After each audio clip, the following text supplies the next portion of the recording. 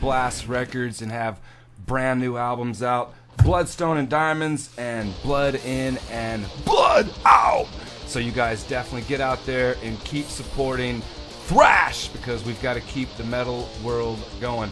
All right, sitting here with the dudes from Weresquatch, and they just got some exciting news. So in a way, we have some breaking news right now on 420 Radio with these guys. We mentioned the Time Warriors deal, and go ahead and tell them, Eric, what's up? Okay, yeah, a good friend of ours named Brian has started a merch company, and he started a Kickstarter. He needed to raise $13,000 to get it off the ground, and along with that, he was getting a 13 all Portland metal bands that make a compilation record, and he was getting 50 vinyls pressed and some cool molten lava looking stuff, and then regular black vinyls and cassette tapes. It's gonna be the very first all Portland metal band compilation record, and we just found out he reached the $13,000 goal, and it's off the ground, and it's gonna happen, and that shit will be out in March, I believe.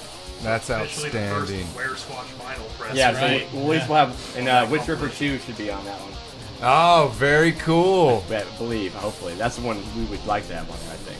Very cool. You guys just heard that tune in hour one, and amazing stuff for these guys. Looking forward to 2015, and this is really not the ending. This is just the beginning for these dudes as far as it goes, as they move forward with their brand new release, Frozen Void.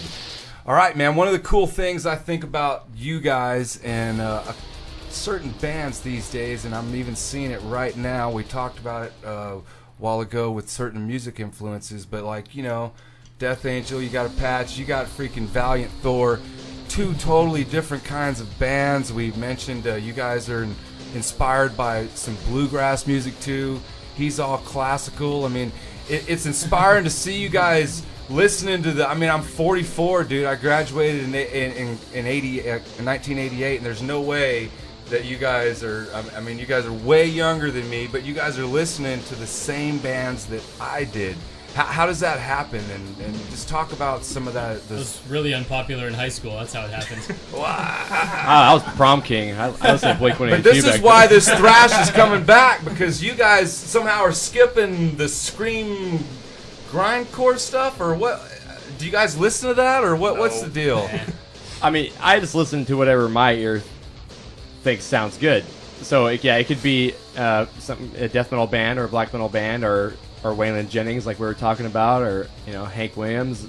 But just whatever I like. But yeah, I think the thrash stuff, like we talked about how we like the same kind of thrash metal bands. Like if you're a thrash fan, obviously you're gonna like the beginnings of it, the '80s style of thrash bands. I mean, I'm 20 years old, but like my dad's like 44, so he. Nice, Tyler. Yeah. So you grew up on that shit, though? Yeah, Is that what you're saying? I was 6 years old, falling asleep to Ride the Lightning on my like Star Wars boombox, So like it was always there. So this is with my blood. Well, one of the cool things that you guys did recently was you loaded up in your white beast, and you guys cruised that thing up to Seattle as a team and saw King Diamond. Yes. Talk about that, dude. Had to be awesome.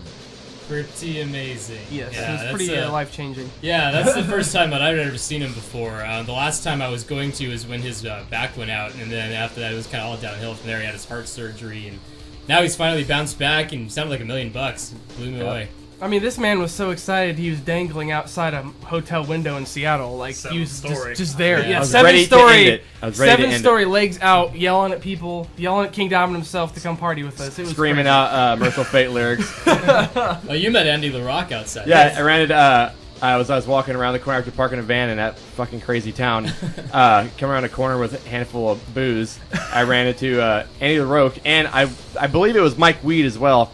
But I was too dumb, and I only saw Andy LaRocque. I was like, Andy, oh my god! And just stopped, and I shook it. He was really nice enough to talk to me for a second, shake my hand, and I gave him a bunch of verbal blowjobs, and then before I even got upstairs, I was posting on the internet. I just met Andy LaRocque, But yeah, it was definitely the best show I've ever seen, and I seen him back in 2005. And but yeah, Merciful Fate and King Diamond is probably my ultimate favorite for metal acts. That's for sure. No, it's definitely amazing stuff. And you guys also stopped at Bruce Lee. Yes. That's Brandon Lee, yeah. That's very cool stuff. you guys can check out all this stuff on their Facebook page. They're pretty cool about updating and keeping you updated on their trips, their shows, and their record releases. And so let's get to another tune. And so set us up with this one, Eric. Heathenized, man. It's a ripper. Yeah, Heathenized was a song we started working on. I was heavily influenced by the band Heathen at that time.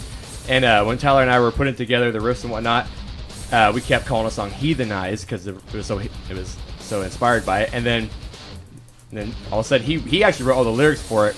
And it's all about heathenism, about that subject. But yeah, it's Lee Altus all the way, and San Francisco Bay, late 80s thrash style. That's what we're going for. But yeah, it's definitely, and it got gang vocals on it, and people seem to like it. All right, we're gonna check out a couple more tunes, and we're gonna come back, and Eric is gonna give us a freaking weather and freaking traffic and entertainment, or who knows what kind of report he's going to give us. But we're going to see what he's got for us. But first, we're going to turn up Heathenized